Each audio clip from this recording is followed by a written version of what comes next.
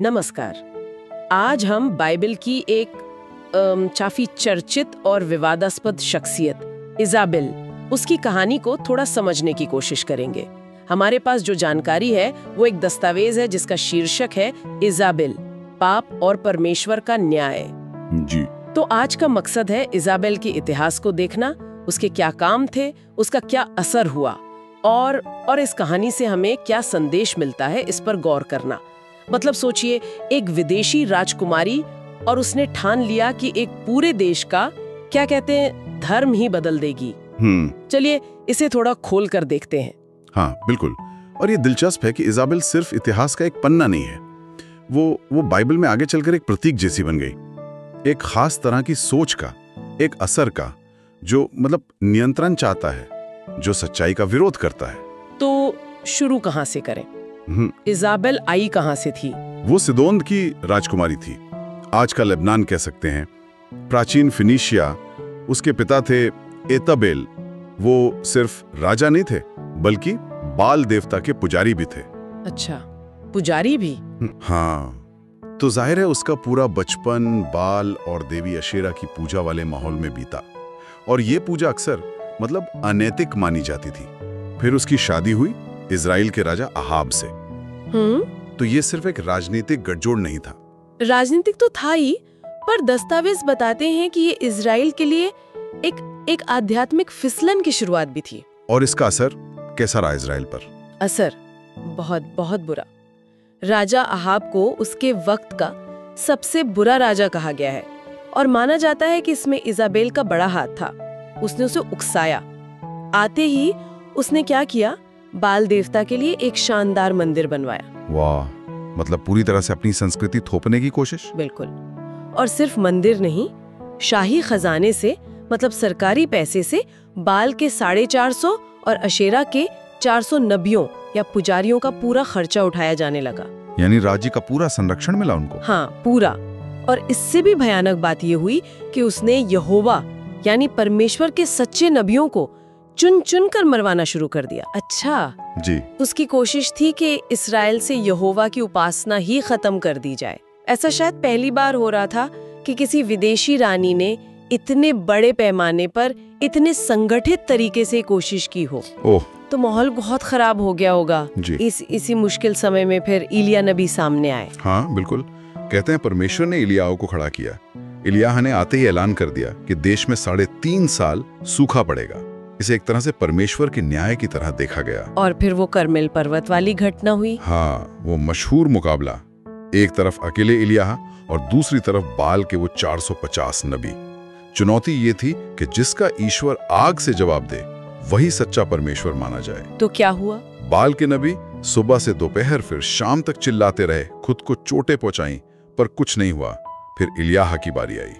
उसने वेदी ठीक की, पानी डलवाया और प्रार्थना की, और कहते हैं तुरंत स्वर्ग से आग गिरी। आग? हाँ, ऐसी आग जिसने न सिर्फ बलिदान को बल्कि लकड़ी, पत्थर, मिट्टी और खाई के पानी तक को भस्म कर दिया। ये तो कमाल है। लोगों ने क्या किया फिर? लोग तो देखकर दंग रह गए। वो जमीन पर गिर पड़े और चिल्लाए, यहोवा ही परमेश्वर है, यहोवा ही परमेश्वर है।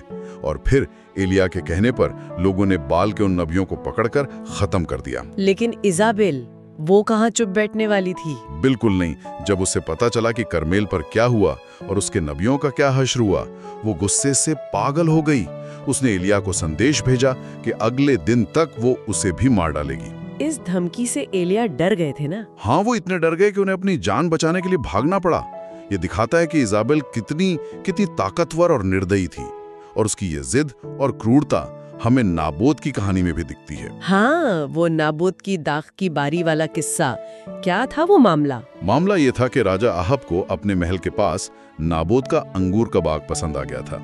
वो उसे लेना चाहता था। तो नाबोत ने मना कर दिया? हाँ, नाबोत ने मना कर दिया। उसने कहा कि ये उसके पुरखों की जमीन है और परमेश्वर की व्यवस्था के मुताबिक वो उसे बेच नहीं सकता। अब अहाब तो मुंह लटकाकर बैठ गया, पर इजाबेल ने इसे अपनी बेइज्जती समझा होगा। बिल्कुल। उसने कहा, तुम इस्राएल के राजा हो या नहीं? और फिर उसने एक पूरी साजिश रची। उसने शहर के कुछ बुजुर्गों और बेकार लोगों को चिट्ठियां लिखी, 2 झूठे गवाह तैयार करवाए। झूठे गवाह? किस लिए? उन्होंने नाबोत पर इल्जाम लगाया कि उसने परमेश्वर और राजा की निंदा की है, और उस जमाने में ये बहुत बड़ा जुर्म था जिसकी सजा मौत थी। तो नाबूत को मार दिया गया। हाँ, उसे शहर के बाहर ले जाकर पत्थर मार मार कर मार डाला गया। और जैसे ही वो मरा, इजाबेल ने अहाब से कहा, जाओ, अब वो बाग तुम्हारा है। कितना अन्याय।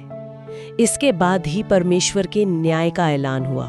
जी, एलिया फिर से अहाब के पास गए और उन्होंने भविष्यवाणी की, अहाब के वंश के नाश की, और इजाबेल के लिए खास तौर पर कहा, इज़राइल की शहर पनाह के पास कुत्ते इजाबेल को खाएंगे।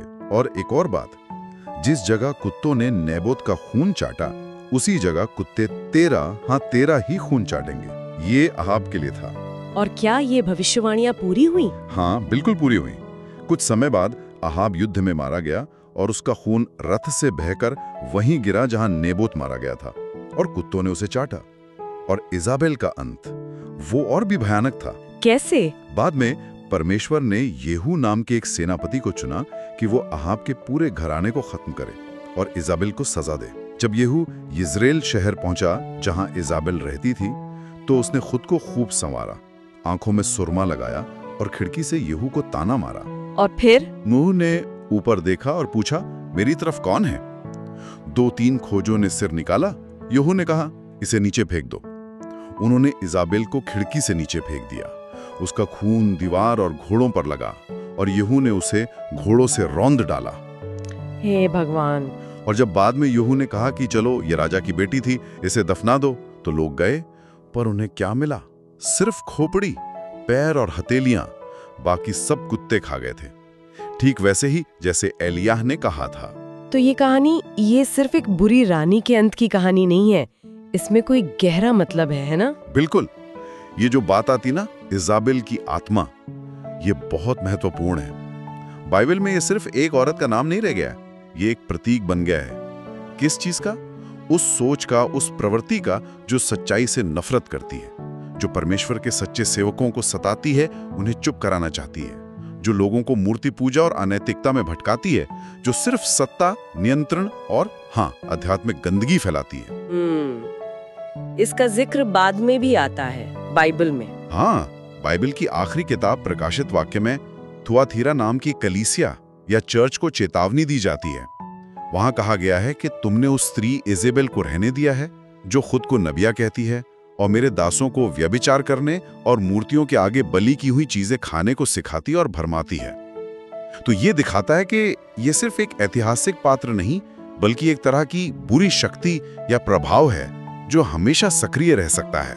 तो आखिर में इस पूरी कहानी से हम क्या समझ सकते हैं? इजाबेल का जीवन यही दिखाता है कि कैसे अपनी मर्जी चलाना, परमेश्वर का विरोध करना और ताकत का घमंड, इसका अंत बहुत बुरा होता है। हाँ, विनाशकारी होता है। और ये हमें सोचने पर भी मजबूर करता है, कहीं हमारे अपने जीवन में, हमारे समाज में, हमारे आसपास ऐसी कोई सोच, ऐसा कोई असर तो नहीं पनप रहा जिसे हम अनदेखा कर रहे हों, जो हमें सच्चाई से दूर ले जा रहा हो या जो दूसरों को नुकसान पहुंचा रहा हो। सही कहा। एक आखिरी बात जो शायद ये कहानी हमें याद दिलाती है, परमेश्वर न्यायी है। वो बहुत सहनशील है, पर वो अन्याय को हमेशा नजरअंदाज नहीं करता। इजाबेल की सारी ताकत, उसका सारा घमंड, सब बेकार साबित हुआ। शायद हमें ये कहानी झूठे आदर्शों और नियंत्रण की इच्छाओं को छोड़कर परमेश्वर की सच्चाई और उसके न्याय के प्रति वफादार रहने की प्रेरणा देती है।